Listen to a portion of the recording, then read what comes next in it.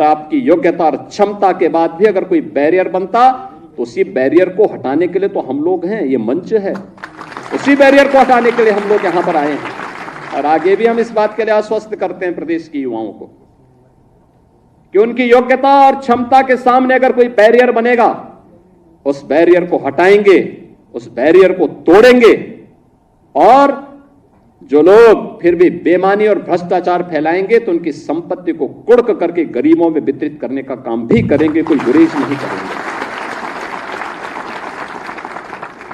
लेकिन जिन लोगों को अवसर मिला, उन्होंने पहले पहचान का संकट खड़ा किया अपनी अराजक गतिविधियों से, अपने भ्रष्टाचारी गतिविधियों से, और फिर प्रदेश को दंगों की आग में झोंकने का काम भी किया था।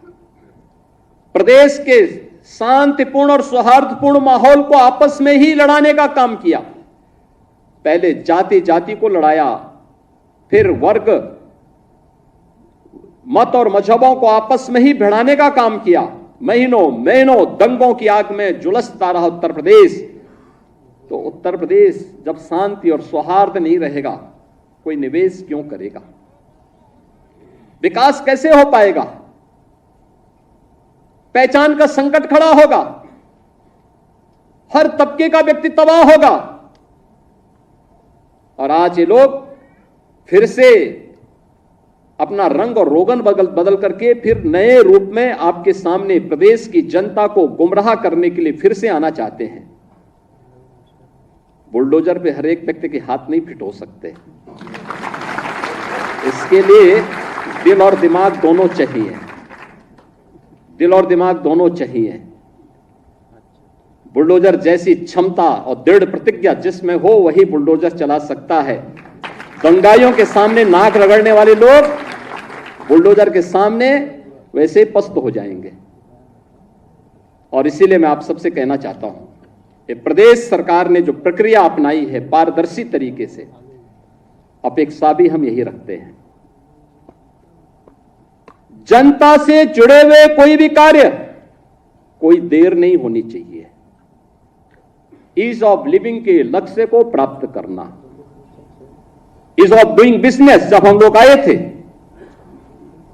यानी व्यवसाय की सुगमता जब हम लोग आए थे 17 में, 14वें नंबर पर उत्तर प्रदेश था। आज हम अचीवर स्टेट हैं। 1 और 2 की लड़ाई में उत्तर प्रदेश आज आगे बढ़ रहा है, तेजी के साथ आगे बढ़ रहा है। हमने रिफॉर्म किए, प्रदेश को आगे बढ़ाया। आज परिणाम था, जिस उत्तर प्रदेश में कोई निवेश करने नहीं आता था, 40 लाख करोड़ रुपए के निवेश के प्रस्ताव उस उत्तर प्रदेश को प्राप्त हुए हैं।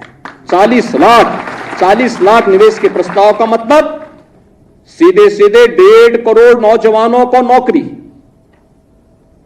अनुमान करिए, पहले कोई निवेश करता नहीं था, जो उद्योग थे वे अपना बंद करके भाग रहे थे। आज 1.5 करोड़ नौजवानों को इस निवेश के माध्यम से नौकरी मिलेगी, नए रोजगार की सृजन होंगे। परंपरागत उद्यम जो बंद हो रहा था दंगों के कारण, अराजकता के कारण, गुंडागिर्दी के कारण, यह उद्योग फिर से पुनर्जीवित हो गया है। वन डिस्ट्रिक्ट वन प्रोडक्ट के माध्यम से पूरे देश का एक ब्रांड बन गया। हर जनपद का अपना प्रोडक्ट है। इसने लाखों लोगों को कार्य दिया है, नए रोजगार का सृजन किया है।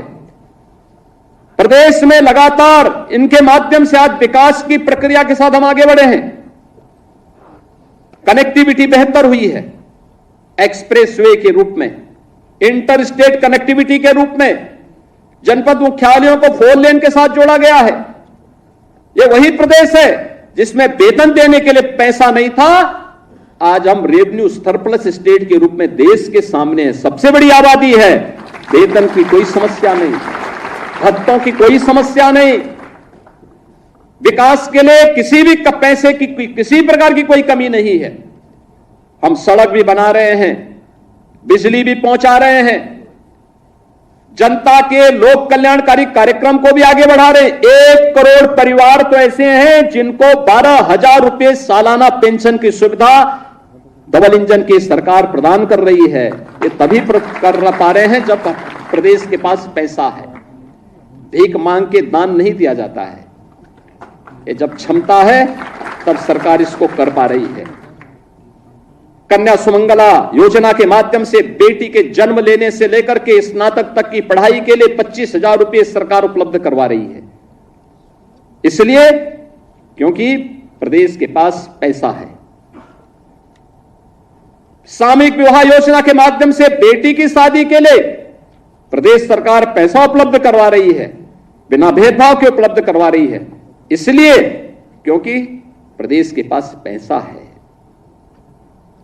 हम लोग अनुसूचित जाति, जनजाति, पिछड़ी जाति, दिव्यांगजन, इन सभी को स्कॉलरशिप उपलब्ध करा रहे हैं और पहले की तुलना में कई ज्यादा उपलब्ध करा रहे हैं। इसलिए क्योंकि प्रदेश के पास पैसा है और इस पैसे का उपयोग करते हुए हम लोग आज प्रदेशवासियों को लगातार उनके जीवन में परिवर्तन लाने का काम कर रहे हैं।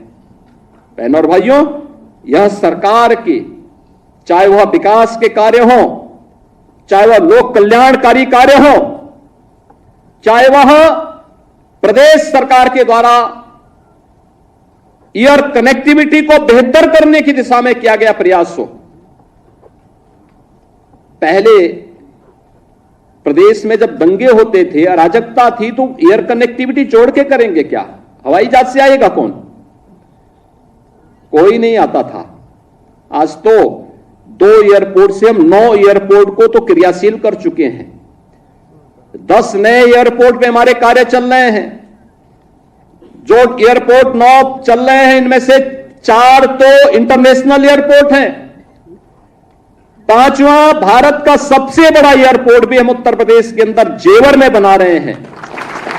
आखिर यह काम लंबे समय तक प्रदेश में शासन करने वाली कांग्रेस, समाजवादी पार्टी या बहुजन समाजवादी पार्टी क्यों नहीं कर पाई?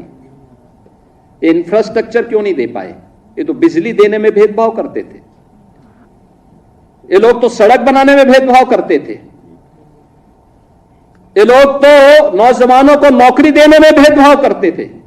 कोई कल्पना भी नहीं कर सकता। मैं भी बैठा हुआ था यहां पे, ओम प्रकाश राजभर जी मुझे बता रहे थे कि पहली बार पंचायती राज विभाग में किसी राजभर की नियुक्ति हो रही है। और मुझे लगता है तो देखिए उन्होंने पीड़ा,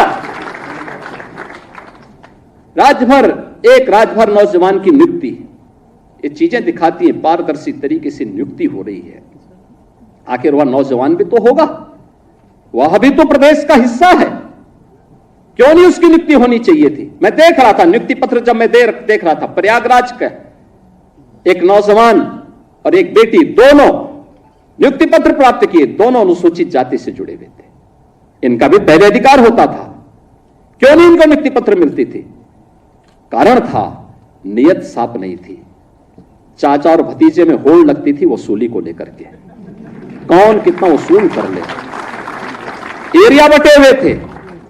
मैं देख रहा हूं ना इस समय कुछ आदमखोर भेड़िया प्रदेश के अंदर अलग अलग जनपदों में उत्पात मचा रहे हैं।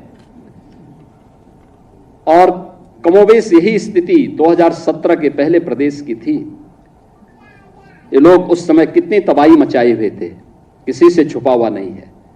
और इनके भी एरिया बटे हुए थे वसूली के, कहीं चाचा, कहीं भतीजे। महाभारत के सारे रिश्ते थे, सारे रिश्ते। फेल हो जाएगा। महाभारत का दूसरा दृश्य वहां देखने को मिलता था और वही दृश्य उस समय भी देखने को मिलता था।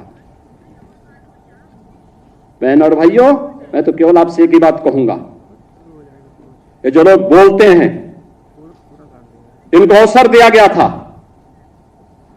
जब उन्होंने नहीं किया है और जब इन्हें अवसर मिला है कि वो लूट खसोट किए हैं, तो इनको फिर से ये लोग कुछ भी बोले, कभी विश्वास करने की आवश्यकता नहीं। ये लोग बोलते रहेंगे क्योंकि इनके पास अब बोलने के सिवाय कुछ भी नहीं बचा हुआ है। जनता इनको देख चुकी है, इनका की गुंडागिर्दी देख चुकी है, इनकी अराजकता देख चुकी है, इनके द्वारा किए जाने वाले अमर्यादित आचरण को देख चुकी है। हमें सावधान होकर के केवल एक लक्ष्य होकर के कार्य करना है, और लक्ष्य है जिस विभाग में हम नियुक्ति पत्र प्राप्त कर रहे हैं, उस विभाग को सर्वोत्तम विभाग के रूप में स्थापित करना।